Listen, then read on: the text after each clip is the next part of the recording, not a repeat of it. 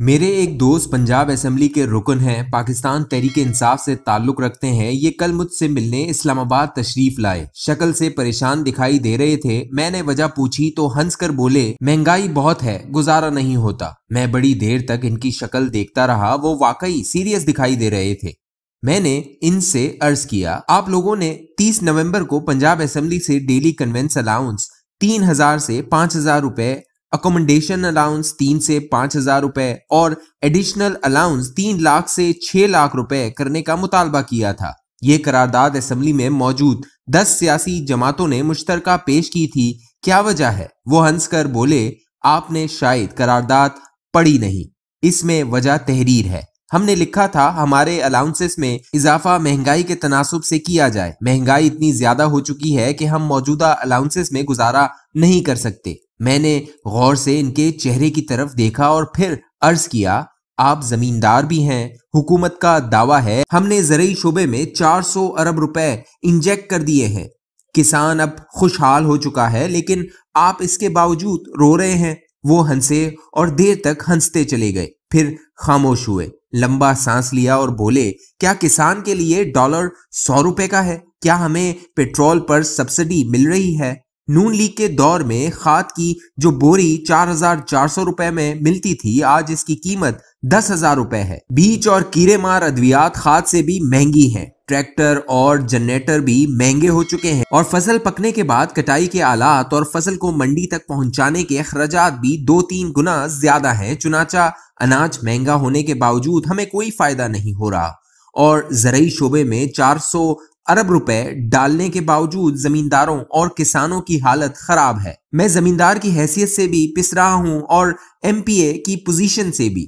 लोग हमारे पास आते हैं, हमें इन्हें चाय भी पिलाना पड़ती है और खाना भी खिलाना पड़ता है। आप यकीन करें, हमारे लिए डेरे चलाना मुश्किल हो चुके हैं। मैं सियासत छोड़ने का मंसूबा बना रहा हूँ। ये सीधी सादी ख्वारी, टेंशन और खर्चा है। आप जब तक शुगर मिल के मालिक ना हो, आपके लिए सियासत मुश्किल है। वो खामोश हुए तो मैंने अर्ज किया, लेकिन वजीर आजम दावा कर रहे हैं पाकिस्तान दुनिया का सस्ता तरीन मुल्क है और वजीर इत्तलात फवाद चौधरी परसों भी फरमा रहे थे पाकिस्तान पूरे खित्ते में सस्ता मुल्क है। वो हंस पड़े और हंसते हंसते बोले, मैं पीटीआई का हिस्सा हूँ। इमरान खान और फवाद चौधरी मेरे लीडर हैं, लेकिन ये लोग न जाने किस पाकिस्तान की बात कर रहे हैं।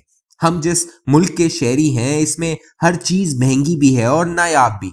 आप कंस्ट्रक्शन मटेरियल देख लें, ये 1 साल में दुगना हो चुका है। आटा, दालें, चीनी और कुकिंग ऑयल में भी 2-3 गुना इजाफा हो चुका है, जबकि लोगों की आमदनी 30-40% नीचे आ चुकी है। मैं वजीर आजम से मिलकर वो पाकिस्तान देखना चाहता हूं जो आज भी पूरी दुनिया में सस्ता है। वो पाकिस्तान शायद वजीर आजम हाउस और मिनिस्टर कॉलोनी में रहता होगा। वो कम से कम सड़कों और गलियों में नहीं मिलता।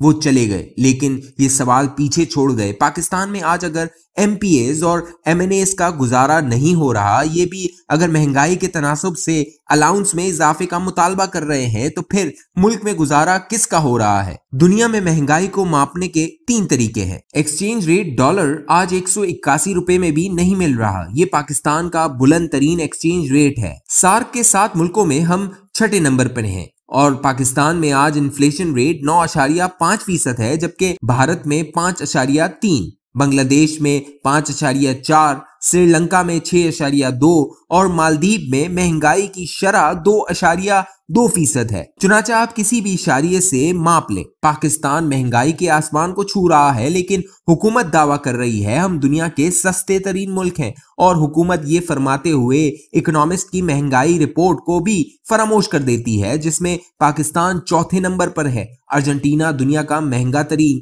तुर्की दूसरे, ब्राजील तीसरे और पाकिस्तान 4थे नंबर पर है।